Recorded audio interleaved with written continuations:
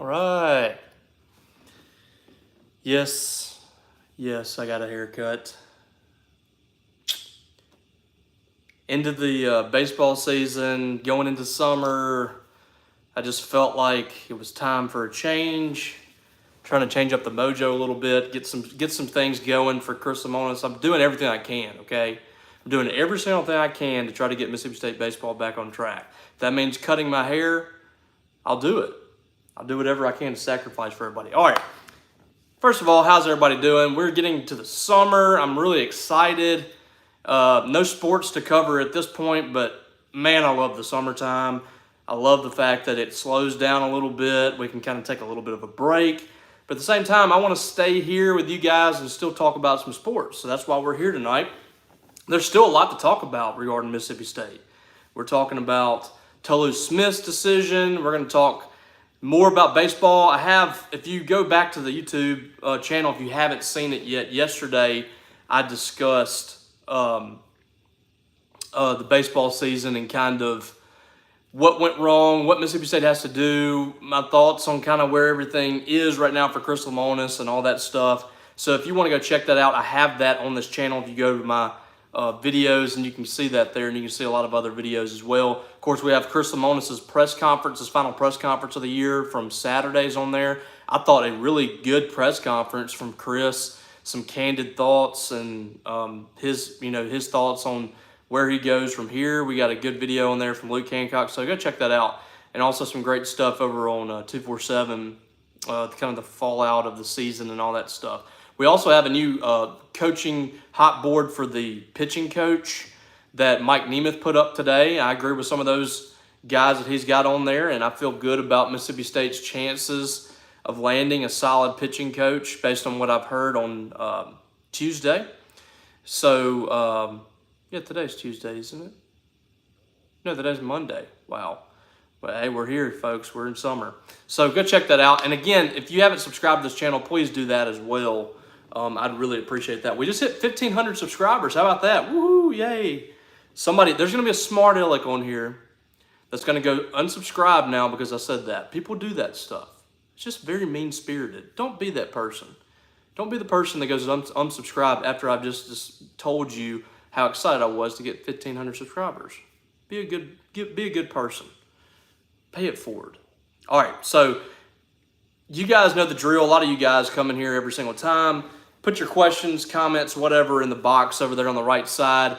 I'm going to give a brief synopsis of what we're going to talk about, and then we'll get into those questions and comments and go from there. So let's start with Mississippi State baseball. We talked about it ad nauseum. We've talked about it ad nauseum for the last few months.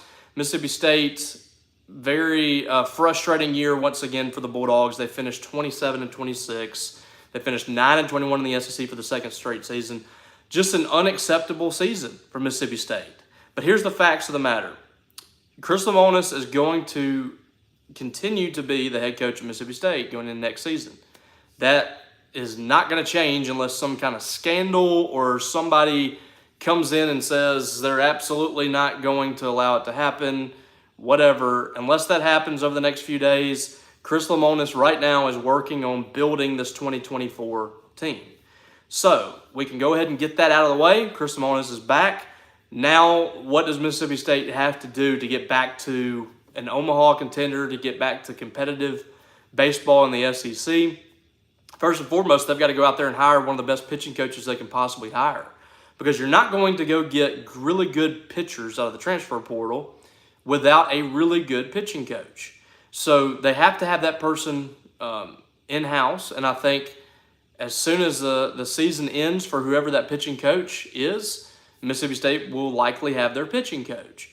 So that's the most important thing, is the Bulldogs have got to go out there and find the best guy they can possibly get. From there, you got to go get some dudes. You got to go get guys out of the transfer portal that are not just guys that are doing some good things in other leagues. It needs to be guys that have been pretty good in the SEC and the Big 12 and the Big 10 and the Pac-12. I've completely switched my opinion from last year. Last year, I thought Mississippi State could go out there and get some guys that were all-conference players in the Sun Belt and the Conference USA. I'm flipping my opinion on that. I think State has to have guys that have been really good in this league or in the Big 12. They need 5 or 6 Aaron Nixon type players. Aaron Nixon was Mississippi State's best pitcher this year. I mean, he wasn't just phenomenal or anything like that, but I thought he was pretty darn good this year. Those are the kind of players that Mississippi State's going to have to get back on track. So got to go get those guys.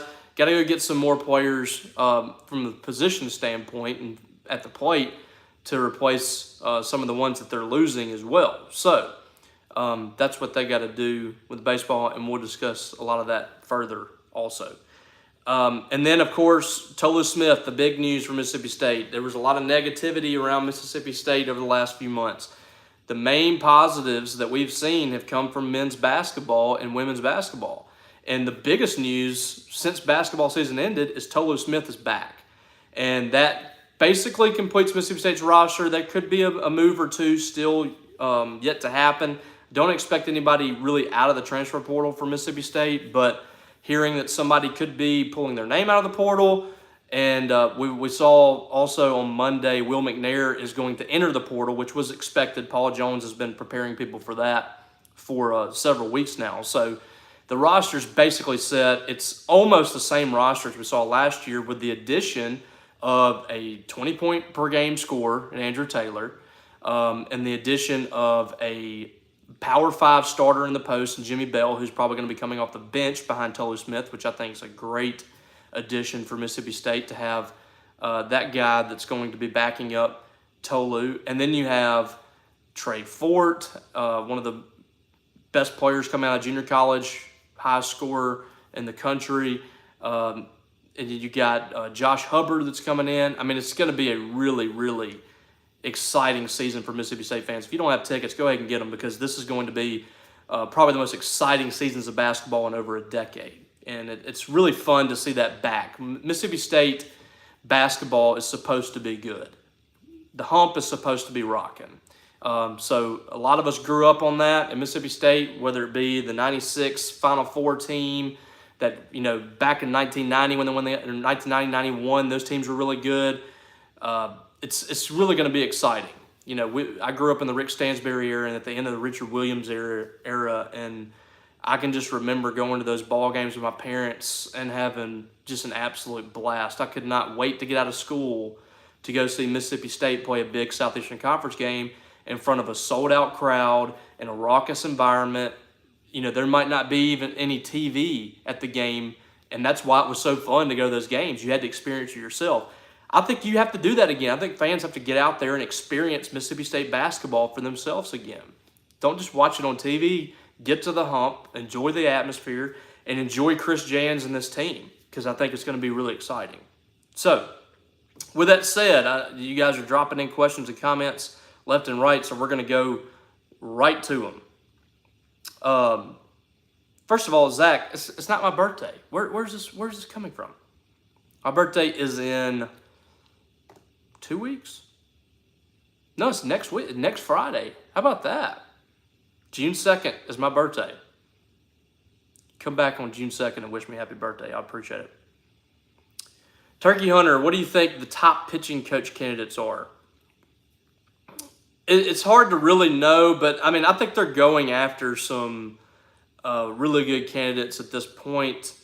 And you can go look at that list if you are a subscriber, and I very much encourage you to go subscribe to our site. That's usually where all the information is coming out, whether it be on the message board or wherever. And Mike has some good names on here. I'm not going to expose all that because, you know, we put a lot of effort into that, and that's why we give those to our subscribers. So go check that out. I think that there are several guys in the Power 5 that Mississippi State has a chance with. And I'll just leave it at that. But Monday, the news that I've gotten is much more optimistic about this pitching coach hire than what I was getting late last week. I was very concerned about the possibility of going out and getting a big-time name this offseason for Mississippi State just because of the uncertainty with Chris Lemonis. But I think the opportunity to work in this league, the opportunity to make a lot of money, which I think Mississippi State can give to a pitching coach, and the opportunity to be a pitching coach at Mississippi State, I think is appealing to a lot of guys. So I think they're going to make a good hire here. I feel really good about it at this point. We'll follow that. It's going to be a couple of weeks because there's going to be the guys that they're after are in postseason play, and some of them are going to be hosting regionals. Some of them could make a long run. So it's one of those deals where it might be done, but we won't know about it for sure until their seasons are complete. So just be patient. I would encourage patience on that, and just know that Chris Lemonis and company are working here.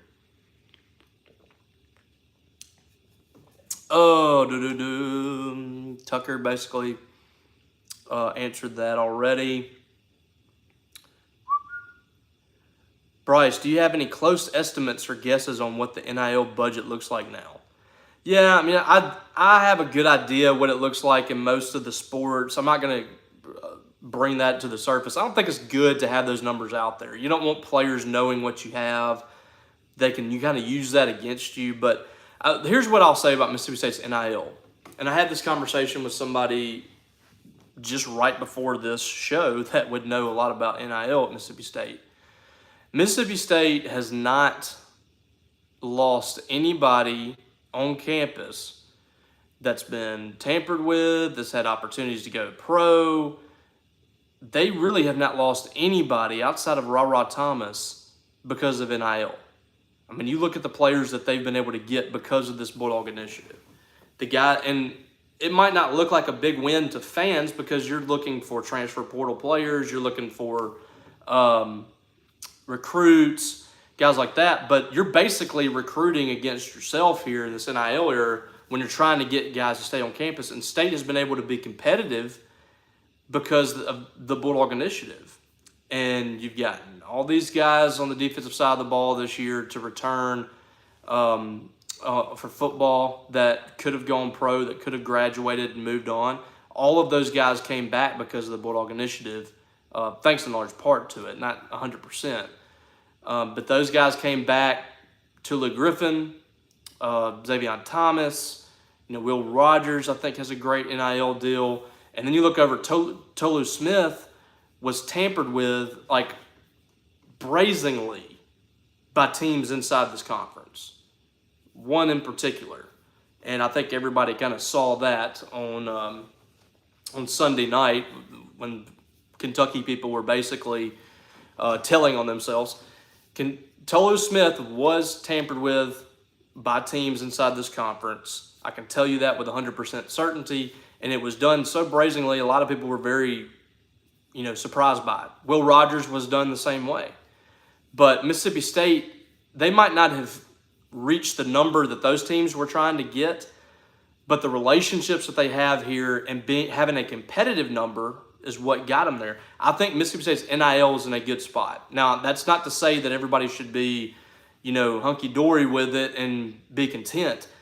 They still need you as fans to be involved. Fans have still got to be really involved in this structure the way it is right now. It's not anything that hardly anybody likes. I mean, fans don't like the fact that you have to spend all this money to get players, but it's the nature of the sport right now where NIL is playing such a big factor. You've got to continue to give and give and give just to be competitive, and that's just the nature of it. But I will say the Mississippi State is in a good spot, and you can give all of the credit to Charlie Winfield because nobody else has been willing to step up to the plate and do what Charlie's doing. And that's why I always tell people, if they're, reach out to him, ask him if there's anything you can do. He's got to have help. There's only so many things that Charlie can handle by himself, and it's wearing him thin, I know. But he has done yeoman's work with this Bulldog initiative, and I think that he deserves all the credit on that.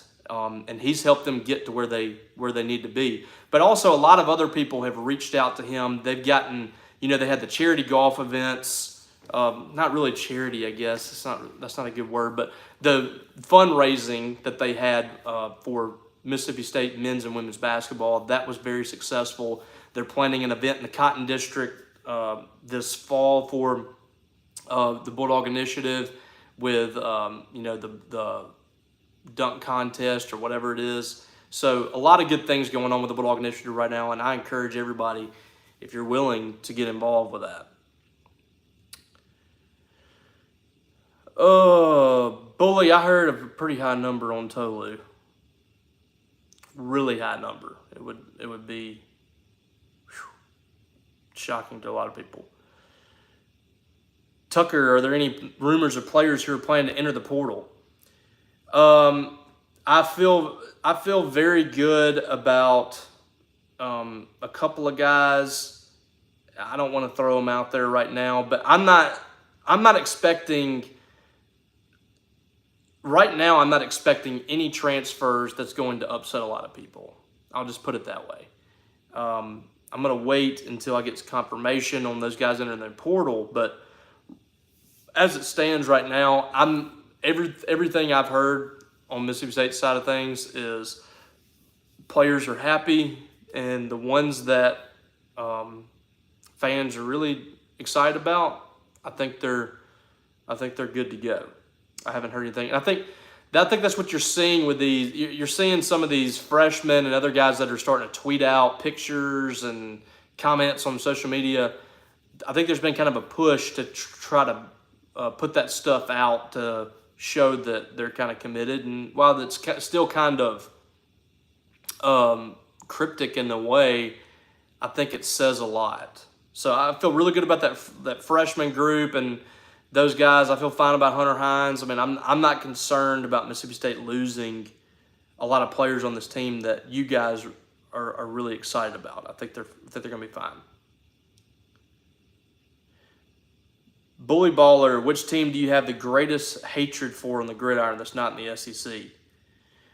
Not in the SEC in football.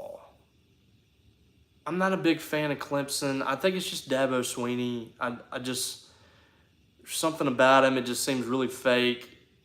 So, I mean, that would probably be one of my teams. A lot of it has to do sometimes with the coaches. You know, if I feel like the coach is just not very genuine, I'm just not a fan. I'm not a fan of that. Joshua Wright, is Kevin Cobb from Northeastern a candidate for the pitching coach opening? I haven't heard, but that's a good candidate. I think he's a kind of a rising name, but haven't heard anything.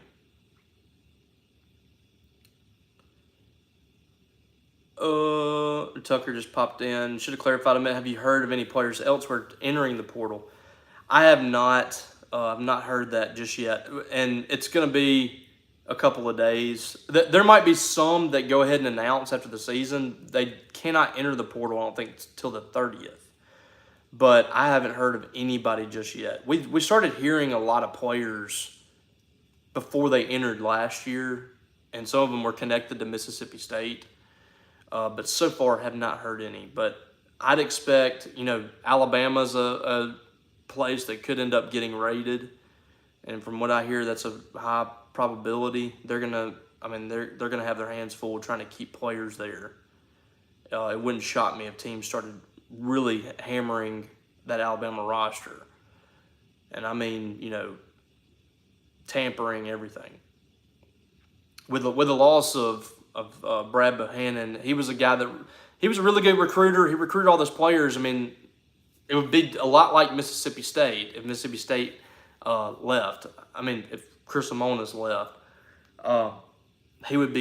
Mississippi State's roster would be getting really tampered with at that point. But I think with Lemonis coming back, he's got such a good connection with those players. I'm not really concerned about all that. I think that most of them are pretty locked in with him. Bully Baller, who's the best high school prospect committed to state in this baseball class that will make it to school? I feel great about Dylan Cupp. I think that's one that we've talked about a lot so far. And the big question to me with Cupp is, can he come in and right away be a major contributor? And also, what's Mississippi State's infield look like next year? Because I think Cupp is a guy, he's a shortstop, And he could come in and play shortstop, but David Mershon really showed a lot of good things there. I think Mershon is a natural second baseman, but we've seen enough from him, especially, he made a couple of big league plays this past weekend, and he did it in several games this year. I think that he can play that position easily. Dylan Cup's probably a more natural shortstop, but do you want a true freshman to come in and have to lock that spot down right away? I don't know where he settles in right away. I think he's got the defensive ability to play on this level as a true freshman. He can play third base. If you somehow can convince Amani Larry to come back, you can have Amani Larry at second base and Mershon at short.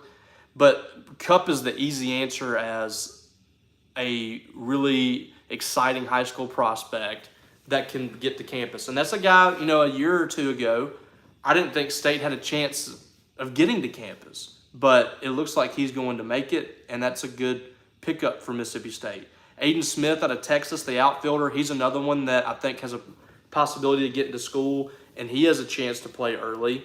There's going to be a couple of outfield spots that are going to be up for grabs. I think Bryce Chance is probably going to be able to lock down one of those if you don't get another outfielder that's better than that. You do need to go get an outfielder that can play corner outfield. Probably, I think Dakota Jordan might move to center. So that would mean you're losing two starters in the outfield. And, with Kellum Clark gone, you need another corner outfielder. If Bryce Chance is not that guy, Aiden Smith can come in and compete for a spot. So those are my top two guys that I think can make it to school. And it would not shock me in the least if either one of those guys are playing next year for Mississippi State and in the lineup consistently like Dakota Jordan, David Mershon, and Ross Highfield. I think those guys have that ability. You think Fort could start? I do think Trey Fort could start. It's just, does he come in and beat out somebody like Shaq Moore, or, is it going to take him a little bit? It's really all about the transition that he makes in the summer. And if he comes in and he's a guy that they just can't keep off the floor, you got to start him. The State's got a good problem right now because the roster is starting to get really competitive with the guys that they've brought back and the ones that they're bringing in. It should be a fun roster to follow in the summer going into the fall, kind of getting ready for the season. Zach H., do you think there will be any restructuring of Lemonis' contract just so they can still extend it to 4 years to feign stability, or just let it run as is? That's a common thing that I think that happens a lot. They, sometimes they will restructure it and drop the buyout. We've seen coaches get a restructured contract and they actually lose money. I think that's a possibility. I haven't heard what his contract situation is going to be like. I don't know if they would announce that or not. That's the perception of it is not good, but a lot of people don't look deeper into the contract and kind of see the fine print. But I'm sure usually after every year they kind of reassess all that stuff. So I don't know. I'm not sure what would happen there. But, it might be a situation where you have, you have to sell it to the pitching coach that, hey, we're committed to Lemonis. We plan on him being the coach for a while, because the pitching coach is going to have those questions whether or not he's going to be here next year if Chris Lemonis is fired.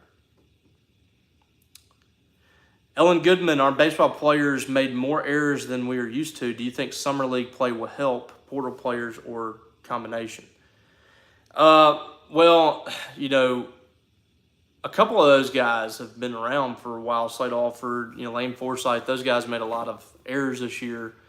And so, we'll see what happens there. But and some of the errors are from younger guys. I think getting a year older will help. It was kind of weird because last year this was a pretty good defensive team. And it went from, not committing an error in Omaha to being one of the better defensive teams in the league for most of the season last year. And this year it was just really bad. I don't know what happened, but it's got to get fixed. They got to be better there. Bully Baller, is it a bust of a season for the team, for the men and women, if they don't both win a game apiece in the tournament? I think you're at the point now. Sorry, I gotta plug my computer up. I think you're at the point now where you need to move forward. You need to win games, which the women did win 2 games in the tournament. The men need to win a game or 2. You gotta get something out of this roster. You got Tolu coming back. You got a lot of guys from last year coming back. I mean, I think people were okay with having a bad offense last year and ending the season how they did because they knew how far the basketball team had come and they knew how hard they were playing under Chris Jans. Well, now you got to kind of put that in motion. You got to move forward. But the tournament too is is such a crapshoot. I mean, you got to be playing well at the right time. You can't have a bad night. I don't think it's a complete bust if you don't win, but it would be disappointing. Zach H, you were close to my birthday. It's pretty wild. You just made that up and you were like a week away. Hey Dad had to be vague on Super Talk today, but what I took from him was that he is pretty eager about the name he's hearing. Yeah, I feel good about the pitching coach situation. We'll see how it transpires, but right now it's trending in a good direction. Bully, if Lemonis would have been fired, who would have been your best realistic replacement option? The guys that I wanted had that job opened up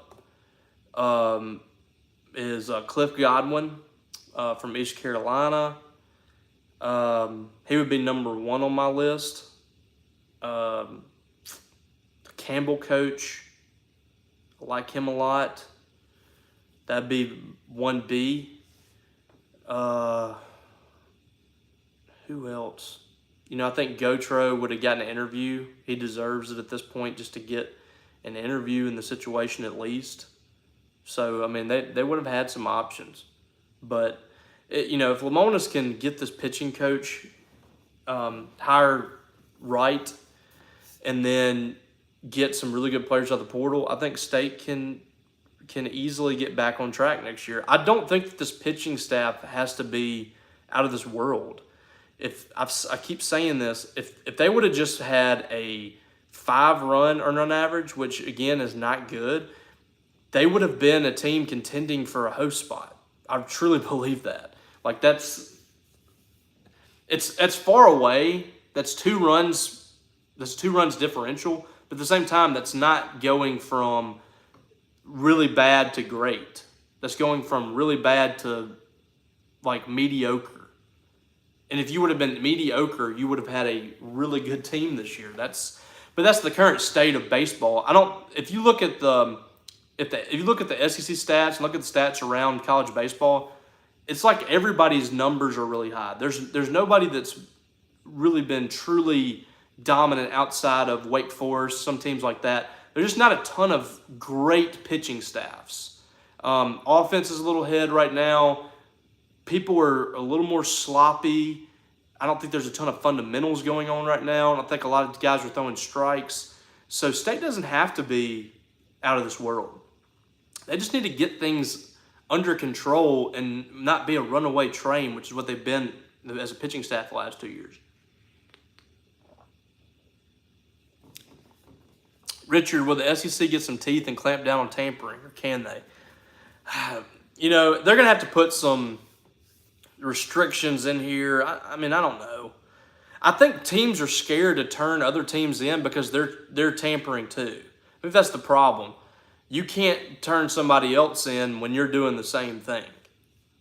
So everybody's tampering right now. It's the nature of it. Everything it's just like we all said when the whole thing started, the transfer portal, NIL, and all this. This is Wild Wild West.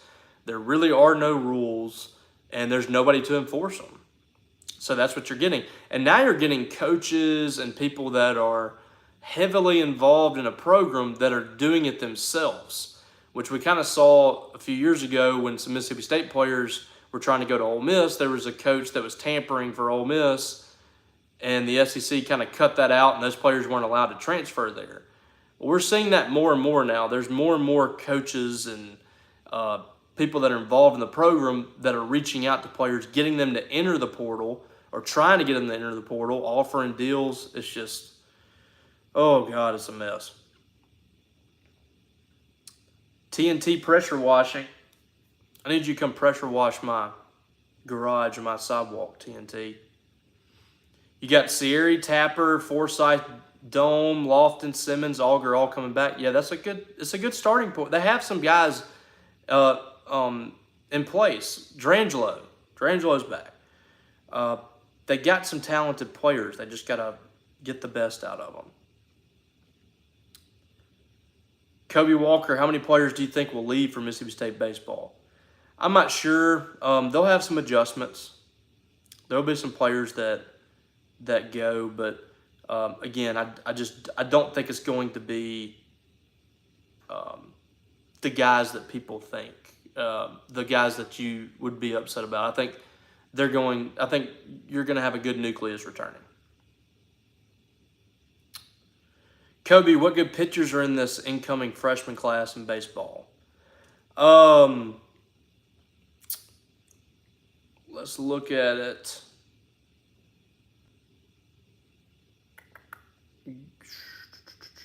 Well, the ones that I don't think are going to make it, like Mekhi Grant from IMG, I don't think he's going to make it to school.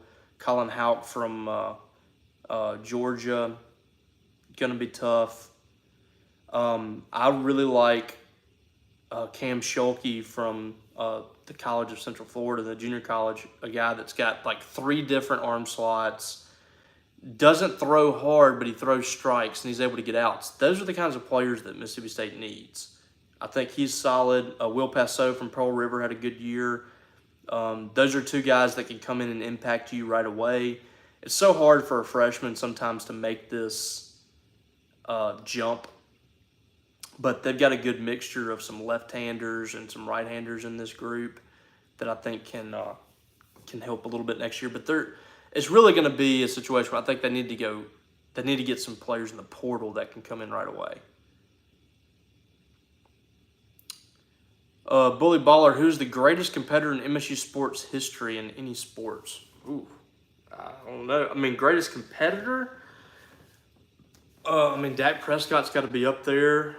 Don Magruder Scott was a guy that, I think he was Olympian, and he played multiple sports at Mississippi State.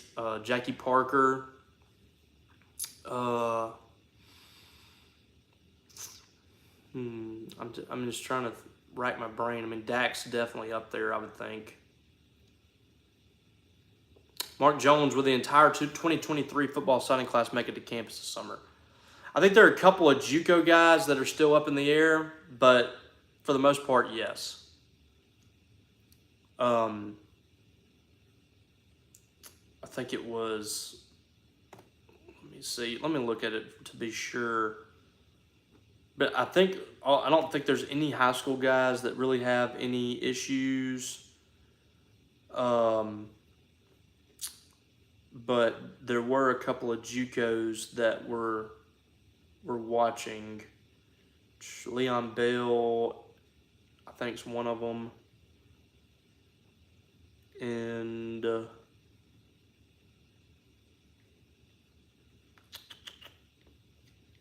might be it. I'm not sure. We're not expecting anything too bad. Just might have somebody or a guy or 2 that make it late. But right now, everything seems to be okay. Joshua, are there any players that Lemonis is targeting that may be entering the portal? I heard there was. I haven't heard anybody of yet, but we'll be keeping an eye on that. Kobe, do you think Lane will transfer? Possibility, anybody that kind of loses their spot and stuff like that. I mean, I think there's obviously a chance. Some people believe that he wants to see if he can go ahead and go pro, so we'll see if that transpires. But I don't know for sure just yet. Bully, when I look at the baseball recruiting classes as the years go on, I notice we're recruiting less and less Mississippi kids. Do you think that may be part of the problem? Still recruiting Mississippi kids pretty hard. I don't think it's changed a whole lot. And I don't think it's a huge issue. But I just think they just recruit. They just have a wider recruiting base. I mean, anytime you're at a place like Mississippi State, you can reach a lot further. I like the Parker twins out of Purvis that are coming up in a couple of classes. Landon Harmon, I saw him play last week from East Union. He's going to be really good, right-handed pitcher. I mean, he's just flat dominant. Maddox Miller, who has a MLB pedigree background, a left-handed pitcher. That 2025 class is heavy Mississippi kids. Tanner Bellevue, the catcher out of Petal. So they're still recruiting. I think they're just more selective with a lot of these kids. In next year's class, not a whole lot. Topher Jones out of Hernando right now, I think, is the only guy.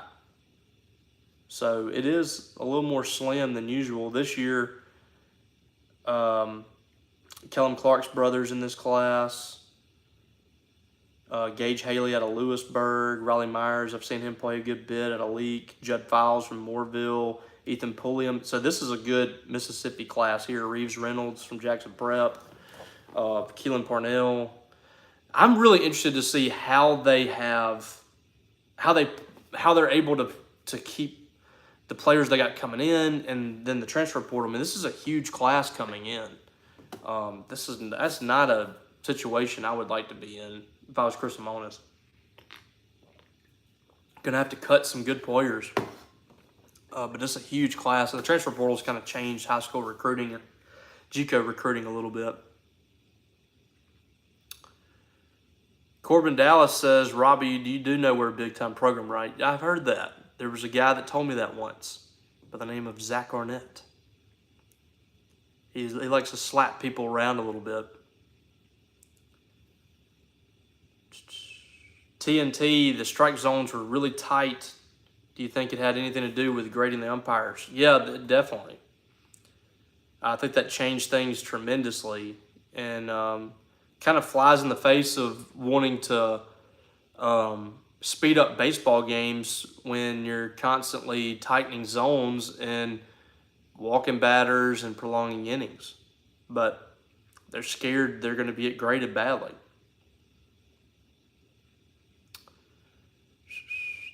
Golf official, any word about football scheduling once Texas and Oklahoma comes to the conference? I think that'll get settled pretty soon. It looks like you're probably moving towards 9 conference games and having those 3 permanent opponents. So, we'll have more clarity on that, but that's kind of what we're hearing at this point. Corbin Scott, how long do you think it would take for baseball to return back to the 1821 era of play? It's hard to know, man. It's really hard. Things can change in one season, as we've seen. We've seen Mississippi State go from last in the SEC to SEC champs within one season. We've seen Mississippi State go from national champions to last in the SEC in one season. It's been kind of a roller coaster for Mississippi State over the years. Even in some years where things weren't going so well for them, they ended up going to Omaha. So there's like never a dull moment with this program. And it could very easily get right back to where it was next year. I mean, you just don't know. Baseball is such a weird sport. And really, college athletics right now is like that. You can turn around a roster pretty quickly, or your roster can get decimated really quickly. So, we'll just see how that goes. Joshua Wright is the 2024 football recruiting class going to kick off soon. Absolutely getting our butts handed to us right now. Yeah, I feel like there's a couple of guys that are kind of in the pocket for Mississippi State. Wouldn't surprise me to see those guys pop at some point because State needs some momentum. Yeah, it's not great right now. I think there's just been a push for Ole Miss to get some kids on the boat early. And as I was told tonight, I would classify those commitments as rather loose. But just getting them on board and getting that publicity is a good thing for Ole Miss. I mean, you, as a state person, you don't want them to be committed elsewhere. It's never a good thing to have somebody committed somewhere else. But state's definitely got some work to do, and we'll see if they're able to do it. But they've got work to do for sure in the summer to try to get back some momentum. But they really need to get a couple of guys on board just to get that momentum rolling a little bit and be able to finish strong in this recruiting class. State's finished fairly strong in the last few years. It's been kind of the opposite of what they're used to. This is used to being a program that gets everybody on board in the spring and summer, and you're holding on for dear life. And it's kind of the Dan Mullen thing. But I think now you've kind of switched that a little bit. The last couple of years, you've had some good signing classes at the very end. So, we'll see if that works out for Mississippi State this time around. But they got work to do. Tyson, welcome. Do we have any spots left now for men's basketball, or is the roster set? Will McNair's going to enter the transfer portal. That basically ends things from a scholarship standpoint for Mississippi State. So I'm not expecting anybody else from an additional standpoint as far as the scholarship's concerned. So, yeah. Bully Baller, if there was any player who transferred from state in any sport, who would you stop from doing so? Right now, I would say Will Rogers, because you're in a lot of trouble if Will Rogers transfers. A lot of people might disagree with that, but you don't want to see Mississippi State without Will Rogers. I'm just going to say that.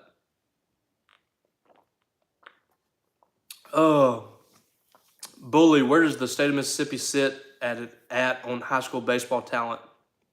Per capita, really good. I mean, I wouldn't know. I mean, Florida, Texas, California, automatically jump off the page at you.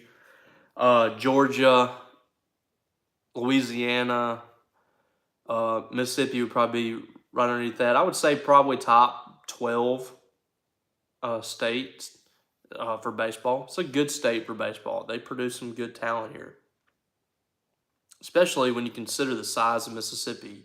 And that's kind of the case for football too. Per capita, this place produces some really good talent.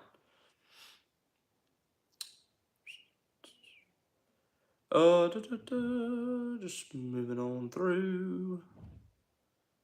Zach, I know all the arguments for and against, but dang, do I really want 9 conference games plus 1 non-con Power 5 game, make every week high stakes? Yeah, I'm of the opinion, like, you got to find some wins in there sometimes for teams like Mississippi State, because it's just going to be hard from a talent perspective to constantly recruit to contend on that level. You're going to need some weeks where you need to get a win, So that would be my argument against it from a Mississippi State standpoint. Now, from, stepping back, and I'm a college football fan, that'd be awesome. You don't have any more Saturdays where SEC teams are playing, a FCS team, and there's not a single exciting ball game on television. For that reason, I would love to see that. But for Mississippi State, I think it would behoove them to play. I mean, they're going to have to play 9 games, but play the 9 conference games, and then you have the 3 games where you can really win, and then you go from there.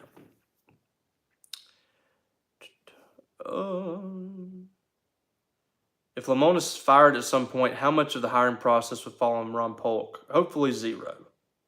I don't think anybody wants that. I don't think that Ron is built for this era of baseball and college sports in particular. You got to be thinking about a lot of different things. I don't think Ron really agrees with a lot of stuff that's going on in college sports right now, and I don't know. I mean, you might get his opinion on some things, but you don't want him making a hire. Bully, nobody committed for 2024 class in men's basketball. Who do you think will be the first and any high rated guys come in? Still early. I mean, I don't know much about the high school class in men's basketball. That's a good question for Paul Jones on our site. He's all in on men's basketball, so he could probably help you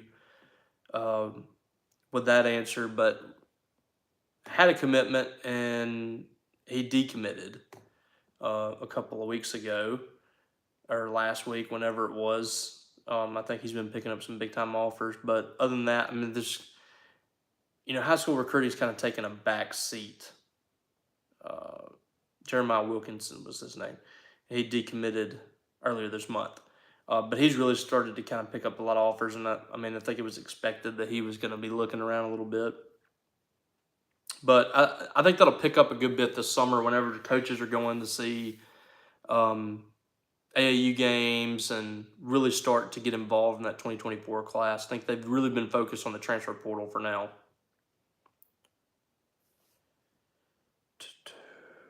All right. Any more questions? Any more questions?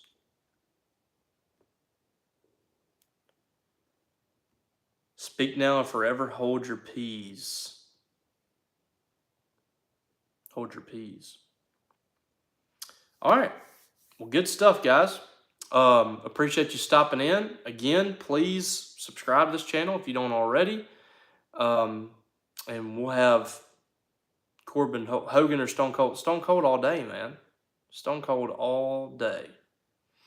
Yeah, we'll get back to this. I mean, I'll try to check in throughout the summer. I'm not really sure what the schedule is going to be like on here throughout the summer. We can have some stuff to talk about. We might have our own version of the rumblings on here where we take any questions that you got. We basically do that anyway now, but maybe we go off topic a little more. I'm open for anything. So we'll kind of see how it goes. But other than that, I appreciate you guys. I hope you guys have a really good summer, by the way. If you're like me, we still got to work and stuff. So it's not like we get summer vacation and get to swim every day. Although, I guess I could do that in my job because my job is not all that tough. But I hope you guys have a good summer. Take some good vacations. Enjoy time with family. Enjoy a little bit of downtime if you can. I know I'm going to try to do that at some point. So, we'll see how that goes. But appreciate you guys. Hope you guys have a great rest of the week. Hope you guys have a great summer. And we'll check you down the road.